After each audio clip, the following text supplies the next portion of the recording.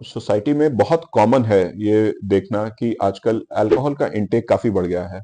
बल्कि इनफैक्ट बहुत सारी ऐसी फैमिलीज हैं जहां पर फैमिली का कोई मेंबर अल्कोहल का इंटेक इस लेवल तक आगे बढ़ा चुका है कि अब उसके लाइफ के पे अब उसके लाइफ पर उसके उसके उसके बिहेवियर पे बहुत ज्यादा इफेक्ट पड़ने पड़ने लगा है।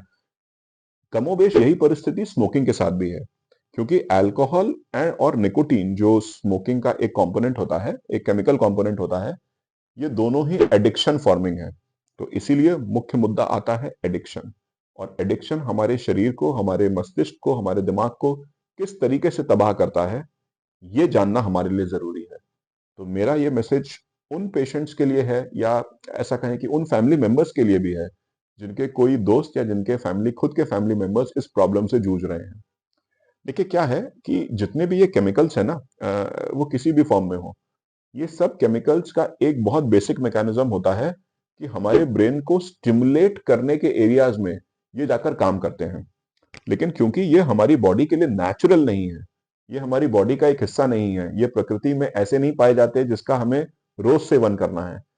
इसीलिए ऐसे केमिकल्स का एक बहुत बड़ा नुकसान होता है कि ये हमारे ब्रेन के कुछ सेल्स में, एरिया में जाकर एक्साइट तो करते हैं, कुछ लोगों को खुशी देते हैं, कुछ लोगों को ऐसा लगता है कि नहीं भाई, अगर मैंने सिगरेट नहीं पी तो मेरा पेट साफ नहीं होगा। कमोबेश कुछ लोग ऐसे भी होते हैं जो एक्चुअली ये इफेक्ट चाय के साथ भी एसोसिएट करते हैं।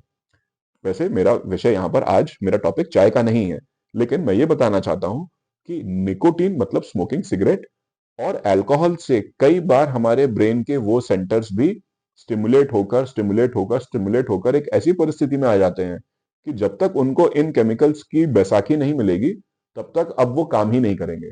और यही रीजन होता है कि धीरे धीरे करके जो इस नशे में पड़ा हुआ होता है, उसकी डोजेजेस बढ़ती जाती हैं। जो आज शायद एक सिगरेट पी रहा था, वो कुछ टाइम बाद धीरे धीरे करके एक पैकेट पे आता है, और एक पैकेट से आगे बढ़कर, वेल, उसकी देखिए कोई लिमिट नहीं है।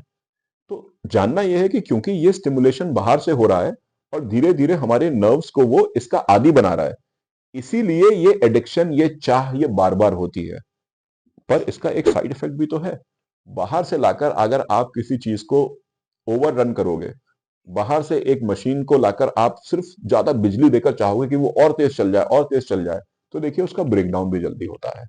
तो जनरली ऐसे केसेस में आप ये देखेंगे कि अगर इनका सीटी या एमआरआई कराया जाएगा, तो ग्रॉस ब्रेन वॉल्यूम या ग्रॉस टोटल वॉल्यूम या ग्रे मैटर वॉल्यूम, इनको इन टर्म्स में डिफाइन किया जाता है। लेकिन आप ये देखते हैं कि ऐसे लोगों का ब्रेन अधिकतर सिकुड़ गया है। अगर हम नेचुरली देखें, नॉर्मली देखें, तो जैसा ब्रेन शायद 70-80 साल में किसी का जाकर होता है, इन पेशेंट्स का ये ब्रेन पहले ही हो जाता है, क्योंकि ये केमिकल, आर्टिफिशियल केमिकल के स्टिमुलेशन से धीरे धीरे करके अब सिकुड़ गए हैं। इसीलिए एडिक्शन एक बहुत ही गंभीर समस्या है। अब इसके लिए कर क्या सकते हैं? देखिए मेथड्स तो बहुत सारे हैं। कुछ लोग दवाई भी देते हैं, कुछ लोग साइकोथेरेपी भी देते हैं। इसके लिए कुछ कई सारे रिहैबिलिटेशन सेंटर्स भी होते हैं, और ये सब इफेक्टिव तरीके हैं। मुश्किल होती है, लंबा समय लगता है, डिसिप्लिन भी बहुत चाहिए, कष्ट भरा भी होता है, लेकिन ये इफेक्टिव तरीके हैं, इसमें कोई समस्या की बात नहीं है।